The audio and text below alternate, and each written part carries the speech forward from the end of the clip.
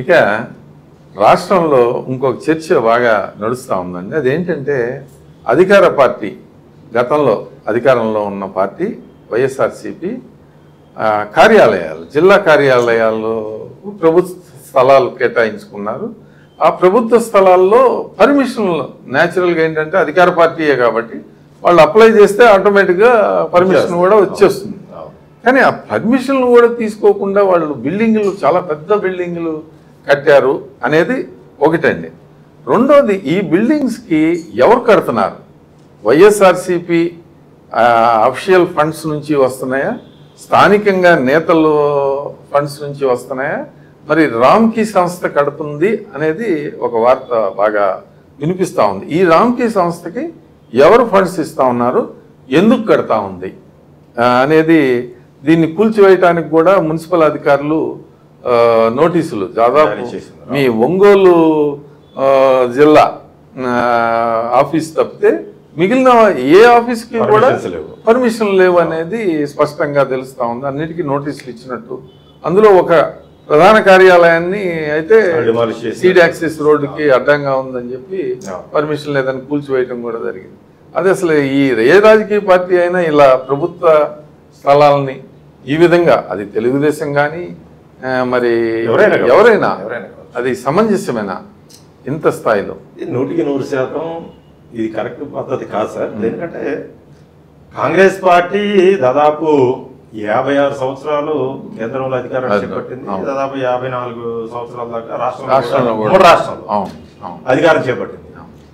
మరి కాంగ్రెస్ పార్టీకి ఇన్ని సంవత్సరాలు ఏకచక్రాధిపత్యంగా పరిపాలించినా కూడా ఏ రోజు కూడా ప్రభుత్వ స్థలాలు తీసుకొని ఏదో ఒక జీవో ఇచ్చి ఏ కాంగ్రెస్ పార్టీ ఆఫీస్ కట్ల. స్వతంత్ర సమరయోధులు, కాంగ్రెస్ పార్టీ అభిమానులు వాళ్ళు విరాళంగా ఇస్తే స్థలాలని బహుమతిగా గిఫ్ట్ డీడ్ రాసిస్తే వాటిల్లో కట్టుకున్నటువంటి పరిస్థితి, అది కూడా కట్టినటువంటి పరిస్థితుల్లో చందాలు వసూలు చేసి, అంటే ఎగ్జాంపుల్ నేనే చెప్తున్నా సార్. మా ఒంగోలు ప్రకాశం జిల్లా కాంగ్రెస్ పార్టీ కార్యాలయం నవలూరి పురుషోత్తం గారు అని చెప్పేసి ఒక ప్రధాన స్వతంత్ర సమరయోధుడు, ఆయన స్థలాన్ని ఉచితంగా కాంగ్రెస్ పార్టీ జిల్లా కాంగ్రెస్ పార్టీ కార్యాలయం రాసిచ్చారు. ఆ కార్యాలయాన్ని మేము 20 సంవత్సరాల క్రితం, అంటే 2004 అధికారంలోకి వచ్చే పట్టు అందరి దగ్గర చందాలు వసూలు చేసి ఆ కార్యాలయాన్ని నిర్మించుకున్నటువంటి పరిస్థితి. అట్లాగే రాష్ట్రంలో చాలా వరకు అవన్నీ కూడా ప్రభుత్వ భూములు ఎక్కడ లేవు సార్. లేవు. చందాలు ఇచ్చినయో, కొనుక్కొని ఎవరైనా ఇచ్చినయో, దానంగా ఇచ్చినటువంటి భూములే పార్టీ కార్యాలయాలకి ఇప్పటికి కూడా ఉన్నాయి. కమ్యూనిస్ట్ పార్టీలు కూడా దేశవ్యాప్తంగా వాళ్ళ కార్యాలయాలు ఉంటాయండి. అవేవి కూడా ప్రభుత్వం భూముల్లో కాదండి. వాళ్ళు రూపాయి చందాలు కొన్ని ఏరియాల్లో ప్రభుత్వం దగ్గర, కలెక్టర్ దగ్గర అర్జీ పెట్టుకొని తీసుకున్నట్టు అటువంటి పరిస్థితుల్లో ఉన్నాయి సార్. కొన్ని ప్రభుత్వ భూముల్లో వాళ్ళు అర్జీ పెట్టుకొని ప్లాన్ అప్రూవ్ చేసుకున్నటువంటి పరిస్థితి. కానీ ఇక్కడ మనం ఆలోచించాల్సింది ఏంటంటే, కాంగ్రెస్ పార్టీ ఈ విధమైనటువంటి ఆలోచనతో పోతే దేశవ్యాప్తంగా ప్రతి ఊరికి ఒకటి పెట్టచ్చు. ఊరికి నేను జిల్లాకి కాదు, ప్రతి ఊరికి ఒకటి పెట్టచ్చు. కాంగ్రెస్ పార్టీ చేసినటువంటి పరిస్థితి ఈ పరిస్థితి పద్ధతిలో పోదలుచుకుంటాం. కానీ ఎక్కడ కూడా ఆ పరిస్థితి చేయలేదు. కాంగ్రెస్ పార్టీకి ఉన్నటువంటి నీతి అది. నెక్స్ట్ బీజేపీ వాళ్ళు చూద్దాం. బీజేపీ వాళ్ళు ఏం చేశారు, దేశవ్యాప్తంగా కూడా ఒక్కొక్క కార్యాలయానికి ₹1 శాంక్షన్ చేసింది, క్యాష్. ఇంకో ₹1 కట్టుబడికి ఇచ్చింది. దేశవ్యాప్తంగా ఉన్నటువంటి అన్ని జిల్లాల్లో ₹2 కోటేమో కొనుగోలుకి, కోటేమో కట్టుబడి.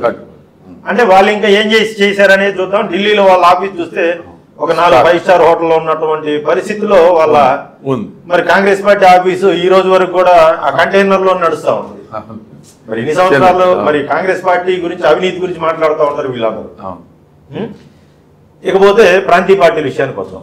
చంద్రబాబు నాయుడు గారు, తెలుగుదేశం పార్టీ వాళ్ళు కూడా చాలా వరకు కొన్ని శాంక్షన్ చేశారు. కొన్ని ఏమో కొనుక్కొని లాస్ట్ టైం ప్రభుత్వం అధికారంలో ఉన్నప్పుడు మద్దతు ధర కట్టి వాళ్ళు తీసుకొని కొన్ని కార్యాలయాలు కట్టుకున్నటువంటి పరిస్థితి. మరి మీకు ఇంతకుముందు ఒక విషయం చెప్పాను నేను, ప్రజాస్వామ్యయుతంగా ఎన్నికైనటువంటి నాయకుడిని కాను అని చెప్పేసి జగన్మోహన్ రెడ్డి విశ్వసించాడు. నేను రాజుని, మీరు అన్నారు పర్మిషన్లు అని. ఇది నా రాజ్యం, నా రాజ్యంలో నేను ఒకరిని పర్మిషన్ అడిగేది ఏంటి? నేను కట్టుకునేదానికి నేను ఒక పని చేస్తుంటే ఆయన తిరిగి గెలుస్తామని పూర్తి విశ్వాసం. తిరిగి గెలుస్తాము గెలవు అనేటువంటి భావన సెకండరీ సార్. ఇది నాది, ఆంధ్రప్రదేశ్ అనేది నాది, సొంత ఆస్తి. సొంత ఆస్తి ఇది.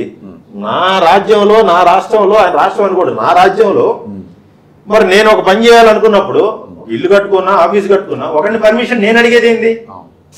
వీళ్ళందరూ కూడా బ్రోకర్లు కదా, మధ్యలో ఆఫీసర్లు అందరూ కూడా బ్రోకర్లు కదా సార్. ఒక బ్రోకర్ దగ్గరికి పోయి నేను పోయేది ఏంది అనేటువంటి భావన అతనిలో ఉండబట్టి ఈరోజు ఎక్కడ కూడా ఒక పర్మిషన్కి అప్లై చేసినటువంటి పరిస్థితి కాదు. ఈ భూములన్నీ కూడా ఎక్కడైతే గవర్నమెంట్ దగ్గర నుంచి లీజు తీసుకున్నాడో 33 years లీజు, చాలా costly land sir.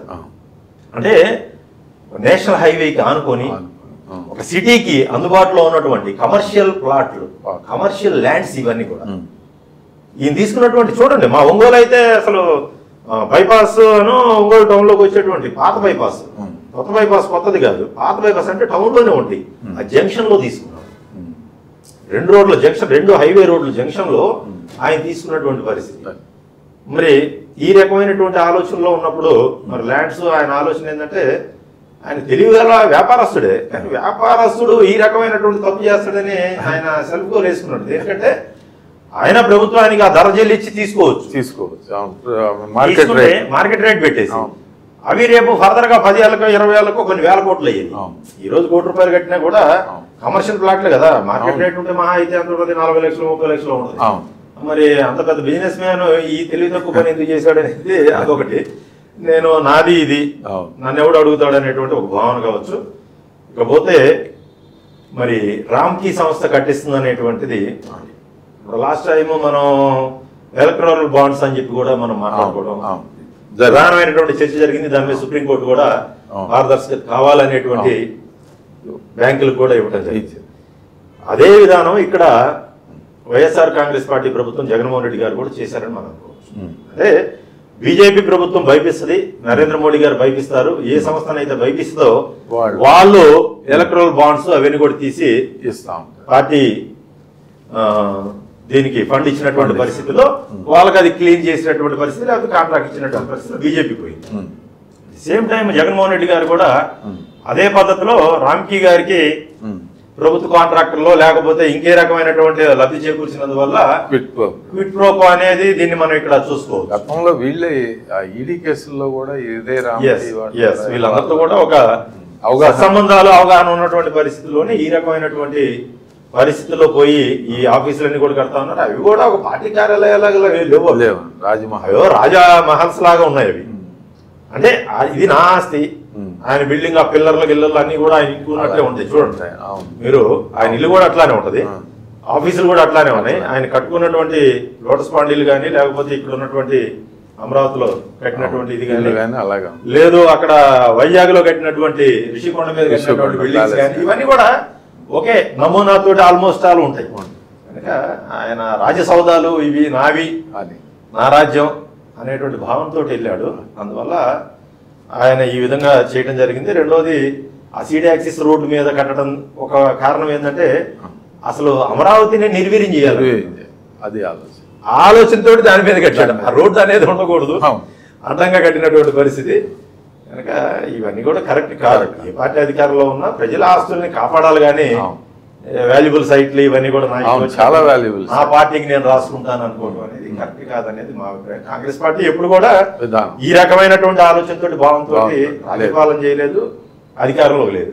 Congress party ఇంకా ల్యాండ్ లార్డుల దగ్గర నుంచి 100,000 ఎకరాలు ఉంటే మొత్తం జాతీయం చేసి ప్రజలందరికీ ఈ రోజు ఎస్సీ ఎస్టీ బీసీ మైనారిటీలు పేదల దగ్గర ఉన్నటువంటి కొన్ని కోట్ల ఎకరాలు సార్, అవును, ఇవన్నీ కాంగ్రెస్ పార్టీ పంచిపెట్టినటువంటి 100%. వినోబా భావే కాంగ్రెస్ పార్టీ స్ఫూర్తితో ఆయన భూ సంస్కరణ తీసుకొచ్చింది కాంగ్రెస్ పార్టీ. ఇందిరాగాంధీ మొత్తం ల్యాండ్ ఉన్నటువంటి ఇవన్నీ కూడా తీసుకొని పల్లెల్లో ఇప్పుడు బీసీలు కానీ, బలహీన వర్గాలు కానీ, మరి పేదలు కానీ, ఎస్సీ ఎస్టీ వర్గాల దగ్గర ఒక అరెకరం కానీ, ఒక కుంట కానీ నేల ఉంది, వ్యవసాయం చేసుకుంటున్నారు అని అంటే ఒక భరోసా ఇచ్చింది sir Congress party. SC ST BC మైనారిటీలకి పేదలకి భూమి అనేది ఒక భరోసా, భూమి అనేది ఒక హక్కు, రైతు హక్కు లేకపోతే ప్రజల హక్కు భూమి అనే దాని విధానాన్ని తీసుకొచ్చింది, ఆచరించింది, పాటించింది. కొన్ని కోట్ల ఎకరాలు భూమిని పంచిపెట్టింది దేశవ్యాప్తంగా కాంగ్రెస్ పార్టీ. ఈ రోజు దళితుల దగ్గర భూములు ఉన్నాయి, పేదల దగ్గర భూములు ఉన్నాయి అంటే ఊరకే కాంగ్రెస్ పార్టీ ఇచ్చినటువంటి భూములే. మరి లేకపోతే ఈ విధమైనటువంటి దోపిడీ చేసుకుంటే కాంగ్రెస్ పార్టీ మొత్తం కూడా కాంగ్రెస్ పార్టీ దగ్గర పెట్టుకునేది. కాంగ్రెస్ పార్టీ ఏ రోజు కూడా ఈ రకమైనటువంటి దరిద్రపు ఆలోచనతో పోలేదు. లేదు పోలేదు. ల్యాండ్ రిఫార్మ్స్ కానీ, బ్యాంకింగ్ వ్యవస్థను కానీ, రాజభరణాల రద్దు కానీ ఇవన్నీ కాంగ్రెస్ పార్టీ చేసింది. సాహసోపేతమైనటువంటి నిర్ణయాలు ఇవన్నీ కూడా కాంగ్రెస్ పార్టీ. అవన్నీ చేయబట్టే మరి నెహ్రూ గారి టైంలో దేవాలయాలు ప్రాజెక్టులు అని చెప్పేసి ఆయన నినాదంతో ఈ ప్రాజెక్టులన్నీ కట్టాడు. మరి ఈ రోజు వచ్చినటువంటి కాంగ్రెస్ గవర్నమెంట్ కట్టినటువంటి ప్రాజెక్టులు తప్పితే నరేంద్ర మోడీ కానీ లేకపోతే ఈ లోకల్ పార్టీస్ ఎవరైనా సరే ఒక ప్రాజెక్ట్ కట్టారా అని చెప్పేసి భారతదేశ వ్యాప్తంగా నేను అడుగుతాను. ఎవరైనా కట్టగలిగారు ఈ రోజు? మరి ఆ రోజు సంపద లేదు, డబ్బు లేదు, ఏమి లేదు, మిషనరీ లేదు, టెక్నాలజీ లేదు, కానీ ఎంతో స్ట్రాంగ్ గా కడతా ఉన్నారు, కట్టారు. ఈ రోజు వరకు కూలిపోయినటువంటి పరిస్థితి. శ్రీశైలం డ్యామ్ మీద నుంచి నీళ్లు పారినా కూడా శ్రీశైలం ఎప్పుడు కూడా చెప్పు చేత. మరి నిన్న కాక మొన్న కట్టినటువంటి బీహార్ లో కానీ లేకపోతే గుజరాత్ లో కట్టినటువంటి బ్రిడ్జిలు, డ్యాములు మొత్తం మేడిగడ్డ ఏ విధంగా ఒకటి పోతుంది. నిన్న కాక మొన్న కేసీఆర్ కట్టాడు, కాళేశ్వరం కానీ, మేడిగడ్డ కానీ. మరి ఇవన్నీ ఏంటి పరిస్థితి? లక్షల కోట్లు పెట్టారు. ఒక చిత్తశుద్ధి కాంగ్రెస్ పార్టీకి ఉంది. ఇది ప్రజల ఆస్తి, ప్రజల సొమ్ము, దానికి జవాబుదారితనంగా మనం ఉన్నాం. అంతేగాని మనం జవాబుదారీ అనేది కాదు, మంది కాదు.